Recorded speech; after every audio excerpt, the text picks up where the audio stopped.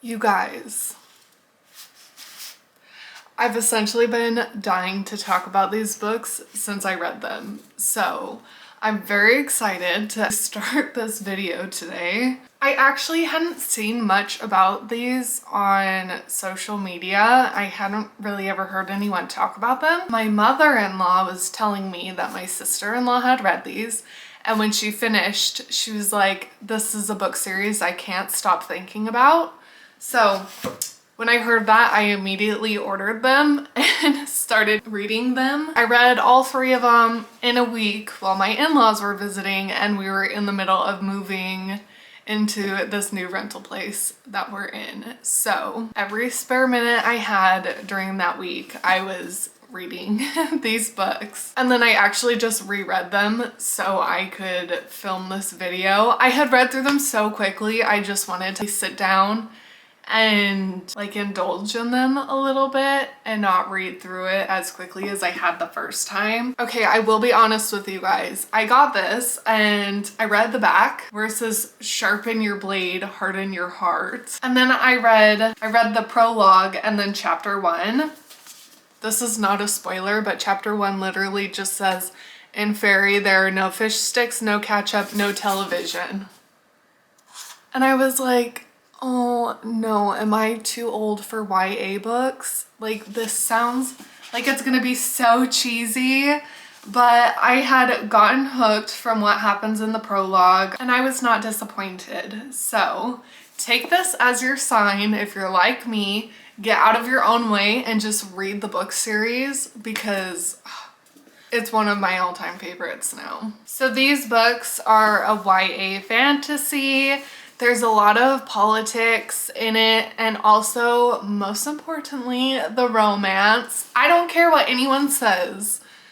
I know there's a debate about this, but these books are romance books. I don't know how you couldn't read these and say that it's not a romance. If you are one of those people who said these are not romance books, stop kidding yourself, because they are 100%. That's not the only thing about them, but they are for sure a romance. So the series follows two twin sisters, Taryn and Jude, and their half-sister Vivi.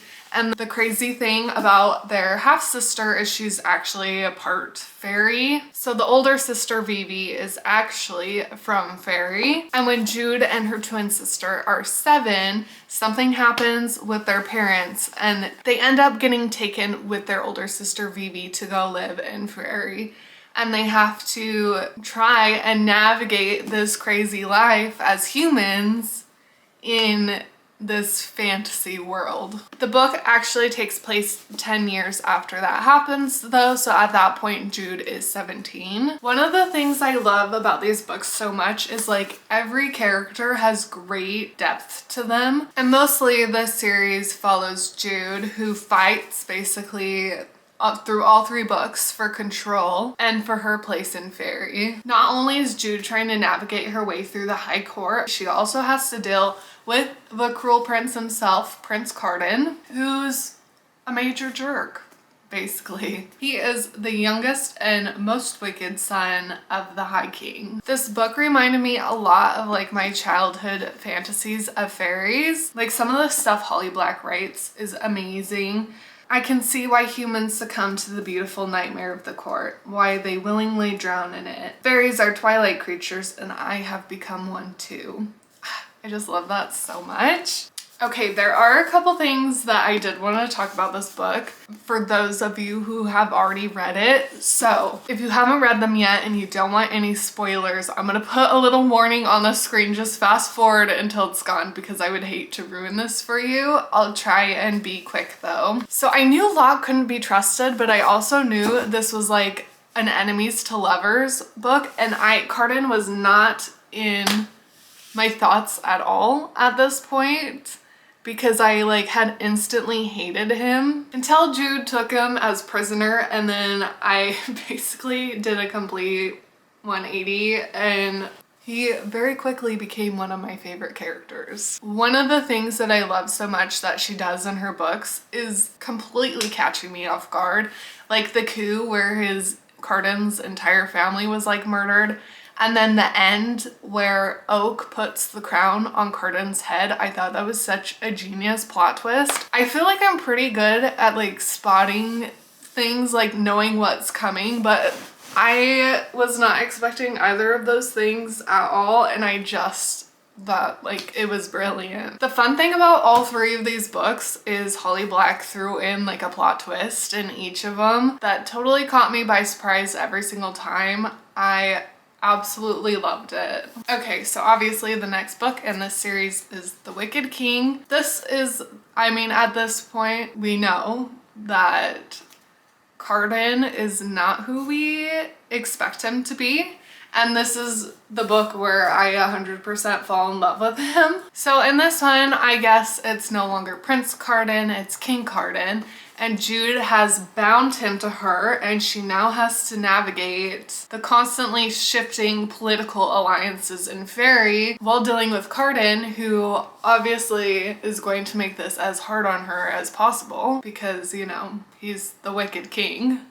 And obviously because he loves her, it's so obvious. I will say Jude is easily one of my favorite female characters written because she's a total badass. And she really does strive to like find the best decisions, not just for her and her family and the ones she loves, but like all of Fairy. Because even though the Fae have not welcomed her in, this is her home. I think watching Carden step into the king role is so cool. Like Holly Black wrote, "Storms come in faster.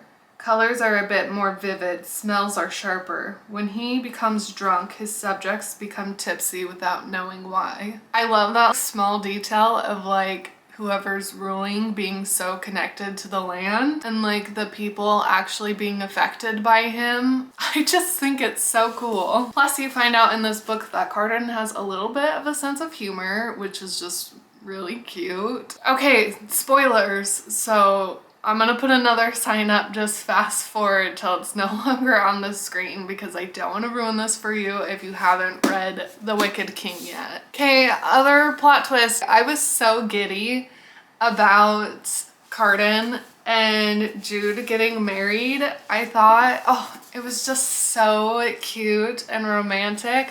But then he sends her away. I was not expecting that.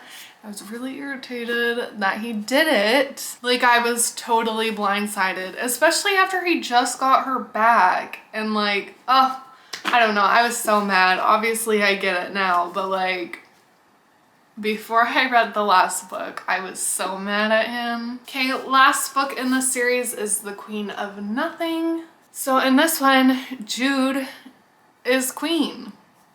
She was made queen. Her and Carden get married at the end of The Wicked King, and she is now queen, but nobody knows it. She's also in exile in the human world, living with her sister Vivi, and she's desperate to get back to Fairy and Carden, obviously. But she has the chance to go back to Fairy when her twin sister Taryn comes looking for her because she's in trouble.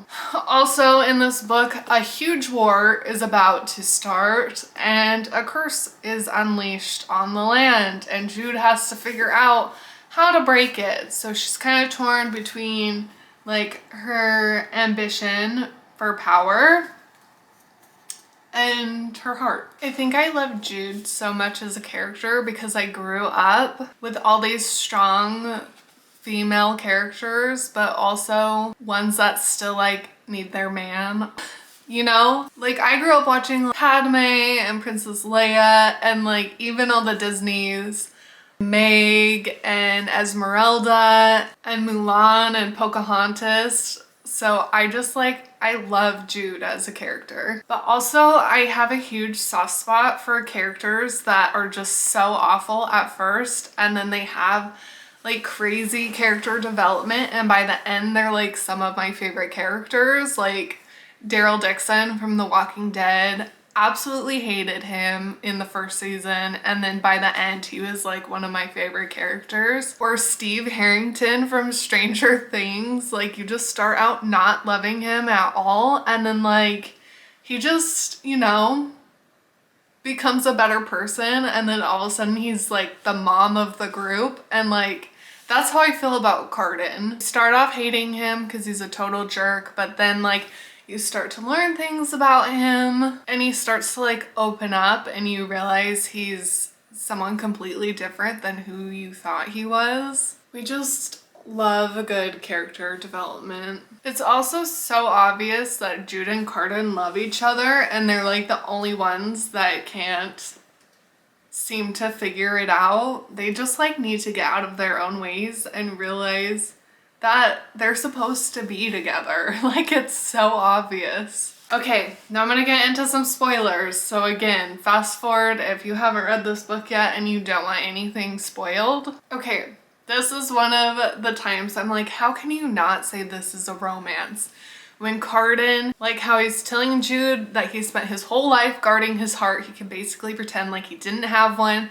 And even though it was a sad little beaten thing, it was still hers. Like, you cannot tell me that this is not a romance book. But that was like one of the best I love you scenes in a book that I've read in a really long time. It was just so good. Also, Taryn killing Locke, I don't know why that was like kind of satisfying for me. Not that I think people deserve to die just because they're awful people, because I don't, but like, oh, there's just something about him just like being a tool and thinking he could get away with it and then he didn't. And it was so satisfying. And for it to come from one of the people that he was messing with, not that I don't have issues with Taryn herself. I think her choices as a sister were pretty messed up, but I love that despite everything,